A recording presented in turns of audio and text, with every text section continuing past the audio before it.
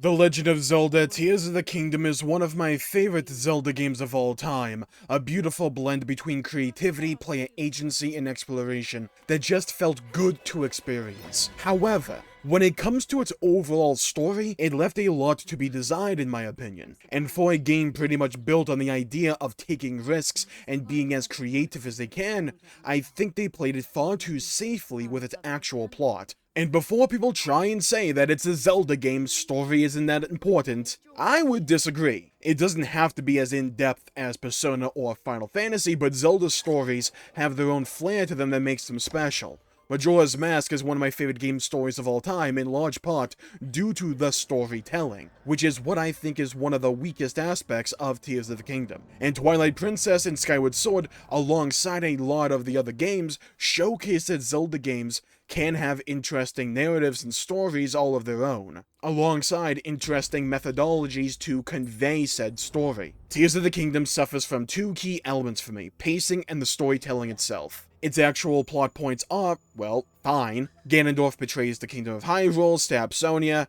takes the tear, Realm unites to seal him, Zelda awakens her dragon persona to heal the shattered Master Sword, Link takes it back in the present day, beats Ganondorf, job done. It's fine, but it's extremely tropey and safe, and in a franchise that is finding massive success with each release for the risks that it takes, I find it that it's the risks the series refuses to take that becomes the most jarring and glaring. The world of Hyrule and Tears, alongside the sky and the depths, is practically begging for Link to go on a grand adventure across it, learning more about Ganondorf each step of the way in ever-increasingly interesting ways, learning more about the past, and rallying the world together as one to unite against this common, all-encompassing foe. But Ganondorf himself is rarely seen outside of the flashbacks, and the game boils down to what amounts to 4 glorified anime arcs that in retrospect feel kind of disconnected from the overarching objective. And when it comes to the main story itself, the depths just kind of feel underutilized. They utilized a ton in the side content, just in the main story, you go down there for the Fire Temple, the very beginning and the very end of the game, and then for the Mineru questline, and that's kind of it. I feel like it could have been utilized way more in retrospect, because think about it, we again just go to each corner of Hyrule and help that faction deal with their own problems, and rarely ever get interactions across those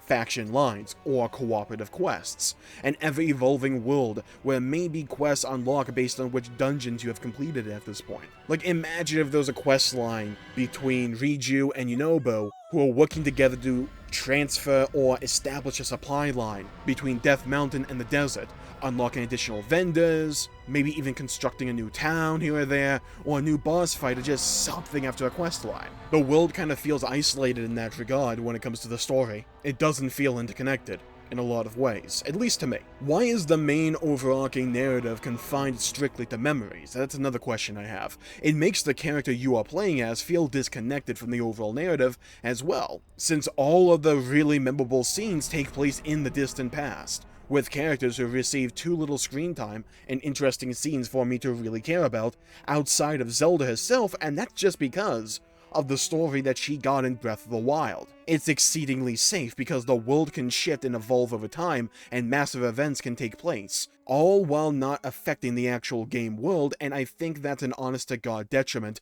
to the narrative, because it makes the world itself feel stale and stagnant in comparison. Show don't tell is an excellent catch-all phrase for effective storytelling, and I've used it a ton on this channel. But when it comes to video games, it's not just a matter of showing, it's interacting as well. Because that's the power of the video game medium, you can interact with the narrative. And when most of the actual storyline is rendered to cutscenes from the distant past that you can interact with, it removes the best advantage for storytelling that video games have on offer. And when the player feels fundamentally disconnected from the actual story going on, and can't really impact it, like all of the memories, it makes me at least less interested and less immersed in the story. The stakes don't feel as high because the story is just happening passively around me, leaving me the player behind. I don't think they had to give up on the concept of memories, and I don't want that to be the point that I'm trying to make here. But let us play as Zelda in these sections, or have them be actually incorporated in the main overarching narrative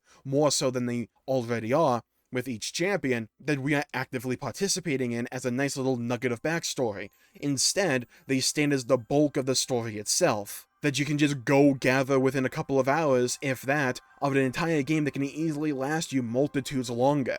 And going off of that, that's my other thing, the pacing. The story is so short that it feels like it was crafted for a game that's only a few hours long, not a giant open-world RPG that Tears of the Kingdom is. I honestly think I spent more time trying to find the memories than actually experiencing the story itself. And while I don't subscribe to the idea that the story had to be linear, many of these memories only make sense or land if you do them in order, and just feel jarring and disconnected, and not in a good way if you do them out of order. Again, it's all subjective, but that's just how I feel. And funnily enough, I think the strongest part of the game's story is at its very beginning and its very end. I love the ending of this game, and I love the beginning, exploring the ruins with Zelda and navigating this great sky island, and slowly learning about the Zonai through interacting with their constructs in Raru's visions. And then the very end, where all the sages group up with you as you take on Ganondorf once and for all, and you have a nice scene and an epilogue with all the sages together, with Link and Zelda.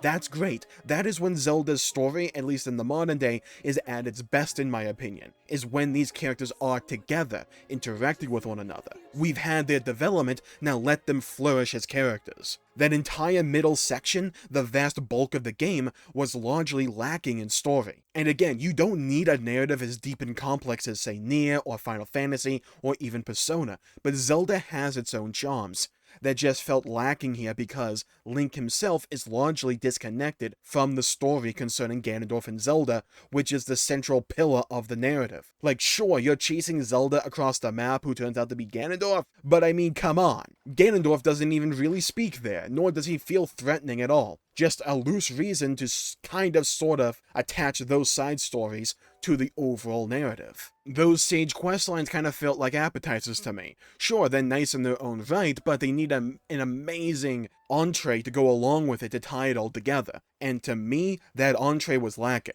Going forward, what I'd personally like to see is the story involving Link and Zelda teaming together, because to me, those are the best scenes, and those are the scenes that are the most memorable to me, when they're both on the screen, interacting and bouncing off of one another. Tears didn't have any memory that hit me as hard as the Breath of the Wild ones involving Link and Zelda coming closer together, because those fleshed out those characters, and by extension the world, and especially those final memories where Link gets hurt protecting her, and she puts him in the bath for 100 years. The closest that Tears had was the one where she turned into a dragon, which, let's be honest, was really cool. And then they split the Ganondorf killing Sonya one into two memories for some reason, which just made each feel kinda short and too quick in my opinion. I'd also love to see the story largely take place in the present day, involving both Link and Zelda together. Maybe even some playable Zelda sections as well to mix the gameplay up. Move the story from unplayable memories to playable scenes and moments. Maybe take it in a more linear direction as a whole to tell a more cohesive and comprehensive narrative. And I think that would lean on the strengths of these characters and the world as a whole. There's no reason that the story itself in a Zelda game has to be the afterthought, or these disconnected little micro-stories threaded together very weakly. It doesn't need to be that way. It can be one of the main courses right alongside the gameplay, and like I said, it may be a bit of a risk, but Breath and Tears are successful because of the risks that they take. They tried new things and difficult concepts like Ultra Hand, Reverse, and Fuse, and they worked to rousing success, at least when you look at the sales and general sentiment about the game. The same level of risk-taking can be applied to a story whose telling and conveying has been languishing in stagnation and bare-bones methodology. Take a risk, tell a story, flex your muscles, because we know you can do it. Make me truly care for this world and these characters, and let the game live and breathe and convey its narrative through its gameplay, and not just have its story be a sideshow to take a quick detour from the gameplay. That to me is what I would like to see going into the future for The Legend of Zelda, and especially this Breath and Tears formula. But that's just my humble opinion at the end of the day. Leave a comment down below with what you think of the Tears of the Kingdom story. Are you more about it than I am? Do you feel even even worse about it than I was. Let me know, I'd love to hear your thoughts and hear your opinions. And make sure to please leave a like and subscribe, it really helps the channel out and helps support future content, and I greatly appreciate it. Stay safe, have a great day, go play some video games if you can, hit the bell icon to be notified for when I upload and stream in the future. Thank you all for tuning in, stay safe, and I'll see you all next time. Bye bye everybody, until we meet again.